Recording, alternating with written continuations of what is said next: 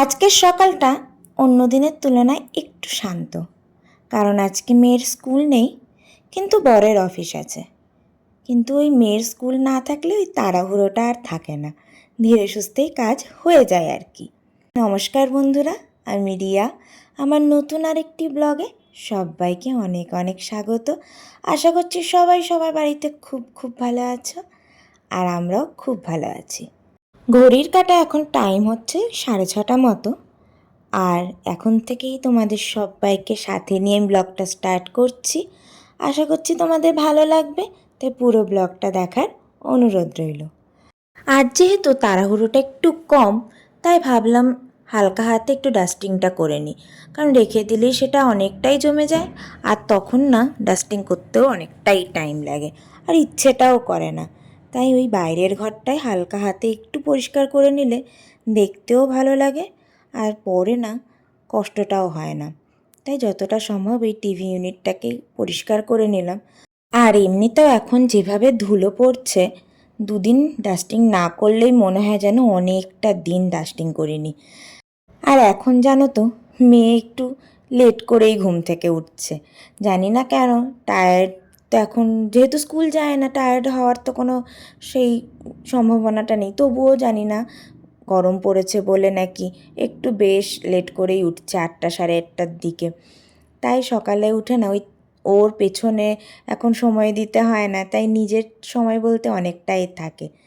তাই ঘরের কাজগুলো টুকটাক করে নিয়ে এদিকে একটু চলে এসেছি নিজের যত্ন নিতে। যত্ন তো সেরকম কিছু নয়, ভাবলাম কিছু না হোক একটু চুলটা ভালো করে আঁচড়ে নিই, একটু দেখতে ভালো লাগলে নিজেকে এমনিই ভালো লাগে। তা যাই হোক, চলো এবার বাকি কাজগুলো শুরু করি। চুল আঁচড়াতে গিয়ে দেখলাম পাশের এই শোকেসটা আবার অগোছালো হয়ে গেছে, তো সেইগুলোই একে একে করে মেয়ের ক্লিপ গার্ডার যা যা ছিল সেগুলো রেখে নিলাম। তারপরে উপরে যা যা ক্রিম ট্রিম ছিল সব কিছু একে একে যার যেখানে জায়গা সেখানে রেখে দিলাম। জানি না কেন এটা যতই ঠিক করি ততই আবার খারাপ হয়ে যায়। তো চলো, এদিকে বরেরও অফিস যাওয়ার টাইম হয়ে গেছে, ও বেরিয়ে গেল। এরপরে আরেক যুদ্ধ শুরু হবে, সেটা হলো মেয়ের সাথে। ওকে উঠাতে হবে, ওর বাকি যা যা কাজকর্ম আছে, ব্রাশ করানো, খাওয়ানো, সব কিছুই করতে হবে। আবার টাইমের মধ্যে রান্নাবাড়িও করে নিতে হবে। প্রায় 8:30টার দিকে মেয়ে উঠেছে। তারপরে ভাবলাম যে আজকে একটু এই বিছানার চাদর টাদরগুলো চেঞ্জ করে নিই, অনেক দিন হলো পাতা হয়েছে। আর তাছাড়াও কয়েকদিন পর পর একটু এই কভারগুলো চেঞ্জ হলে বা বিছানার চাদরটা একটু চেঞ্জ হলে না বেশ ভালো লাগে, মনটাও বেশ খুশি হয়ে যায়। আর এই যে দেখো, স্কুল নেই না এখন, তখন বেশ দুষ্টুমি বেড়েছে। আর যদিও ভালোই লাগে মেয়ের সঙ্গে এই দুষ্টুমিগুলো করতে। এই তো বয়স, ওরা একটু দুষ্টু করবে, তাই না? এরপরে তো ঝট করে যে কবে বড় হয়ে যাবে দেখাই যাবে না বা বোঝাই যাবে না। তারপর বিছানার চাদর টাদরগুলোকে একেবারে মেশিনে দিয়ে কাচতে দিয়ে এদিকে চলে এসেছি রান্নার কাজে। ফাঁকে ব্রেকফাস্টটাও করে নিয়েছিলাম এক ফাঁকে। আজকে তো ব্রেকফাস্টে সেরকম কিছু ছিল না, তাই দেখানোরও কিছু ছিল না। একটা হালকা স্মুদি করে নিয়েছিলাম তাড়াহুড়োর জন্য, তো ওকেও সেটাই দিয়েছি, আমিও সেটা খেয়েছি। তারপরে রান্নার কাজে একটু ঝিঙে বাটা করেছিলাম, আর তার সাথে একটু এঁচোড় চিংড়ি করেছিলাম। ব্যাস এই ছিল আমার আজকে সিম্পল রান্না, আর কিচ্ছু করিনি। ভেবেছিলাম একটু ডাল করব, তবে মনে পড়লো কালকের একটু ডাল ছিল, তাই ভাবলাম আজকে আর নতুন করে ডাল করে আবার কালকের ডালটাই থেকে যাবে। তার থেকে ভালো যা আছে সেগুলোই আগে শেষ করে নিই, তারপরে আবার কালকে না হয় নতুন রান্না করা যাবে। কারণ বাসি রান্না না বেশি দিন ধরে খেতে একদম ভালো লাগে না। তাই সিম্পল করে আজকে করে নিলাম রান্না। আর আজকে একটু বিকেলে মন্দিরে যাব ভেবেছি, কারণ ওই যেহেতু বাসন্তী পুজো চলছে, আর আমাদের ঘরের কাছে মন্দিরটাই বেশ বড় করে না বাসন্তী পুজো হয়। এত বড় বাসন্তী পুজো হয়তো আমাদের কলকাতাতেও কোথায় হয় কি না আমার জানা নেই, যতটা এখানে হয়। অবশ্যই তোমাদের আমি লাস্টে দেখাবো। তো অনেকটা টাইম পর আবার দেখা হচ্ছে, এখন প্রায় 3টে বাজতে চললো। দুপুরে খাওয়া দাওয়া তো সব কমপ্লিট হয়ে গেছে, সব কিছুই হয়ে গেছে। এবার বিকেলে কিছু রিলেটিভ আসবে, তাই জন্য এখন আর কি একটু টুকটাক রান্না করে রাখছি। রান্না বলতে জাস্ট একটা রান্না করে রাখছি, যাতে বিকেলবেলা আর কি তাড়াহুড়ো না লাগে। আর এমনি তো আজকে মিষ্টুর নাচের ক্লাস আছে, তাই জন্য সেখানে যাব। এসে আবার এখানে পাশেই পুজো হচ্ছে, বাসন্তী পুজো, তো সেখানে যাওয়ার ইচ্ছা আছে। অ্যাকচুয়ালি সেখানেই যাবে বলে রিলেটিভরা আসছে, রিলেটিভ বলতে আমার নিজেরই মাসি আসছে, তো সেখানেই যাওয়া হবে। তো সব কিছুর মাঝখানে যেহেতু টাইম পাওয়া যাবে না, তাই জন্য আর কি করে রাখছি। তো আজকে একটু চিকেন করবো ভেবেছি, একটু অন্যরকমভাবে, জানি না কীরকম কি হবে।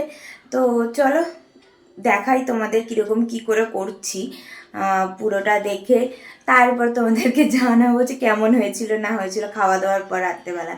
তো চলো টাইম ওয়েস্ট না করে তাতে করে নিই। তো এই মাংসটা বানানোর জন্য প্রথমে মাংসটা ভালো করে ধুয়ে নিয়ে তারপর তাতে হলুদ, নুন আর টক দই দিয়ে ভালো করে মাখিয়ে ম্যারিনেট করতে রেখে দেবো। আমার হাতে যেহেতু বেশি টাইম ছিল না, তাই আমি ওই আধা ঘন্টা মতো রেখেছিলাম, কিন্তু 1 ঘন্টা মতো রাখলে ভালো হয়। আর মশলার জন্য এখানে ধনে, শুকনো লঙ্কা, গোটা গরম মশলা, জিরে, মৌরি আর একটু পোস্ত দিয়ে ভালো করে শুকনো খোলায় নেড়ে তাকে ঠান্ডা করে নেব। আর যখন ঠান্ডা হয়ে যাবে তার একটা পাউডার বানিয়ে নেব। তারপর এদিকে পেঁয়াজটাও কুচিয়ে নিচ্ছি। আর এই মশলাটাই অ্যাকচুয়ালি এই চিকেনের মেন মশলা, বেশি আর কিছু মশলা এখানে পড়বে না। তারপরে পেঁয়াজটা এখানে একটু বেশি পরিমাণেই লেগেছে, 1 কেজি মাংসের হিসাবে এখানে 3টে আমি বড় বড় পেঁয়াজ দিয়েছি। এরপর কড়াইয়ে তেল গরম করে তাতে পেঁয়াজগুলো দিয়ে ভালো করে একটু লাল হওয়া মতো ভেজে নিয়েছি।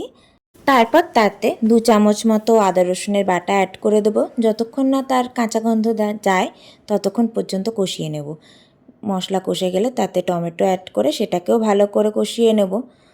আর তারপর তাতে মশলাটা অ্যাড করে দিয়ে ভালো করে কষাবো যতক্ষণ না পর্যন্ত তেল বেরোয়। এরপর তাতে মাংসটা যোগ করে দেব, দিয়ে এবার ভালো করে হাই ফ্লেমে প্রথমে ওই 7-8 মিনিট ভালো করে কষিয়ে নেব, যতক্ষণ না মাংসর থেকে আবার তেল ছেড়ে আসে আর মাংসটা কষানোও হয়।